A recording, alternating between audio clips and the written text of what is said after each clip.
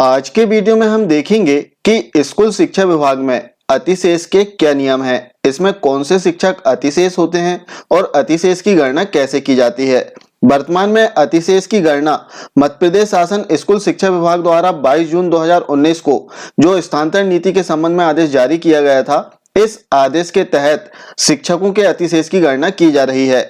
अतिशेष की गणना के संबंध में स्कूल शिक्षा विभाग द्वारा 2 आदेश जारी किए गए हैं, जिसमें वर्तमान में जो अतिशेष की गणना हो रही है वो 22 जून 2019 के आदेश के तहत हो रही है। इसके पूर्व एक आदेश और स्कूल शिक्षा विभाग द्वारा जारी किया गया, जो कि 11 अप्रैल 2017 को जारी हुआ था। अब दोनों ही आदेश में अतिशेष की गणना का एक बिंदु ऐसा है जो एकदम विपरीत है। जैसे 11 अप्रैल 2017 को स्कूल शिक्षा विभाग का जो आदेश जारी हुआ था, इसमें अतिशेष की गणना के लिए जो बिंदु दिया गया था, इसके अनुसार इसमें बताया गया था, जैसे हम देखेंगे। इस आदेश के बिंदु क्रमांक 5 की कंडिका दा में स्पष्ट रूप से बताया गया कि इस संबंध में स्पष्ट किया जाता है कि अतिशेष शिक्षकों की गणना संस्था में पदांकन दिनांक से वरिष्ठता के आधार पर की जाएगी, अर्थात संस्था में पदस्थ दिनांक से वरिष्ठ शिक्षक को ही अतिशेष मानते हुए हटाया जाएगा। अर्थात इसमें स्पष्ट कर दिया गया था कि अतिशेष शिक्षकों की गणना संस्था में पदांकन दिनांक से की जाएगी। इसमें अतिशेष शिक्षक की नियुक्ति दिनांक से इनकी गणना नहीं की जाएगी, जबकि वर्तमान में जो 22 जून 2019 का आदेश है, जिसके तहत अतिशेष शिक्षकों की गणना की जा रही है, इस आदेश के अनुसार इसमें शिक्षक के नियुक्ति दिनांक से अतिशेष की गणना की जा रही है। तो वर्तमान में स्कूल शिक्षा विभाग का 22 जून 2019 का जो आदेश है, इसी आदेश के अनुसार अतिशेष शिक्षकों की गणना की जाएगी। आइए इसमें हम देखते हैं कि अतिशेष शिक्षकों की गणना कैसे की जाएगी। इस आदेश के बिंदु क्रमांक 1.3 में बताया गया कि अतिशेष शिक्षकों को अन्यत्र पदस्थ करने में कनिष्ठतम शिक्षक को, अर्थात जो जूनियर शिक्षक है, इनको सबसे पहले स्थानांतरित किया जाएगा। कनिष्ठतम शिक्षक से आशय संपूर्ण सेवा अवधि के आधार पर कनिष्ठ होने से है, ना कि पदस्थ संस्था में व्यतीत की गई सेवा अवधि से। यहाँ पर कनिष्ठतम का आशय है आपकी नियुक्ति दिनांक से। तो इस आदेश के तहत जो सबसे जूनियर शिक्षक हैं, जो सबसे कनिष्ठ शिक्षक हैं, वे अतिशेष की श्रेणी में आएंगे। अब प्रश्न आता है कि अतिशेष की श्रेणी में शिक्षक कब आएंगे। तो इसमें 2 प्रकार से अतिशेष की श्रेणी में शिक्षक आते हैं। पहला दर संख्या के आधार पर, और दूसरा यदि हाई या हायर सेकेंडरी शालाओं की बात करें तो इसमें यदि एक विषय का एक पद है और एक ही विषय के 2 शिक्षक पदस्थ हैं, तब ऐसी परिस्थिति में एक शिक्षक अतिशेष की श्रेणी में आ जाएंगे और इनमें जो सबसे कनिष्ठ शिक्षक होंगे वो अतिशेष की श्रेणी में होंगे। आइए देखते हैं कि इसका रेशो क्या है। जैसे आप स्क्रीन पर देख सकते हैं, प्राथमिक शाला के लिए इसमें रेशो दिया गया है।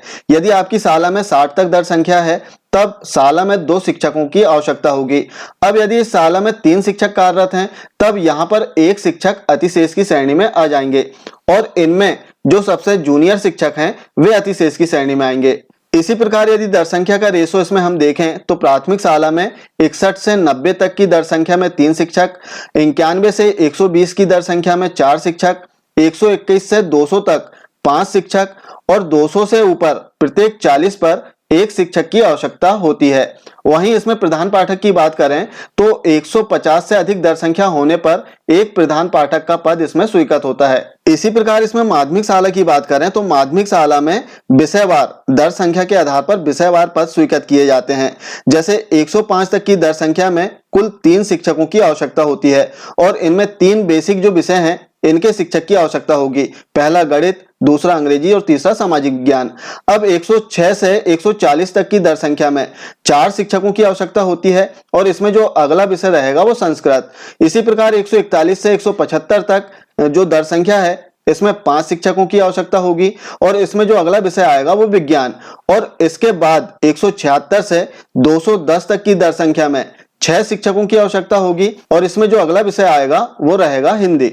साथ ही इसमें प्रधान पाठक के पद के लिए 100 या 100 से अधिक की दर संख्या है, तब एक प्रधान पाठक का पद इसमें स्वीकृत किया जाता है। इस प्रकार दर संख्या के आधार पर शालाओं में पदों को स्वीकृत किया जाता है। अब जैसे बात करें, यदि किसी माध्यमिक शाला में 105 की दर संख्या है और यहाँ पर 3 शिक्षकों की आवश्यकता होगी, लेकिन यहाँ पर 5, 6 या 7 शिक्षक कार्यरत हैं। तब ऐसी परिस्थिति में जो अतिरिक्त शिक्षक हैं वे अतिशेष की श्रेणी में आएंगे और इसमें जो सबसे जूनियर शिक्षक हैं वे ही अतिशेष की श्रेणी में आएंगे, जो कि स्कूल शिक्षा विभाग द्वारा जो आदेश जारी किया गया है, इस आदेश के तहत जो 22 जून 2019 को जारी हुआ है, इस आदेश के तहत अतिशेष शिक्षकों की गणना की जाएगी। एथे मध्य प्रदेश शासन स्कूल शिक्षा विभाग द्वारा अतिशेष शिक्षकों के संबंध में नियम। आशा है आप जानकारी को अच्छे से समझ पाए होंगे। यदि वीडियो पसंद आए तब इसे लाइक, कमेंट और शेयर जरूर करें। साथ ही चैनल को सब्सक्राइब करना ना भूलें। Thank you.